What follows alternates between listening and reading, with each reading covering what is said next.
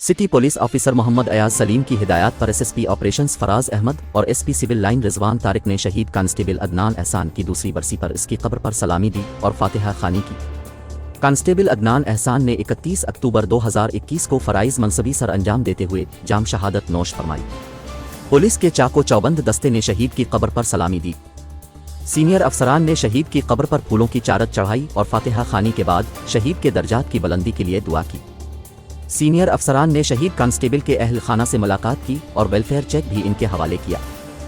Senior अफसरान ने शहीद कांस्टेबल के अहल खाना को यकीन दिलाया कि इनकी वेलफेयर ज़िले पुलिस की जिम्मेदारी है और उनको किसी भी मुश्किल घड़ी में ज़िले पुलिस का मुकम्मल ताउन हासिल होगा। इस मौके पर city police officer Mohammad Ayaz Saleem का कहना था कि शहीद जवान पंजाब पुलिस का फ़ख्र हैं, जिनकी तकरीम व तहसीन का हक़ हकीकी मानों में कभी अदा नहीं किया जा सकता। उन्होंने मजीद कहा कि अवाम की जान व माल की हिफाजत करते हुए फ़र्ज़ की राह में जान कुर्बान करने वाले पुलिस एहलकार हमारा फ़ख्र है।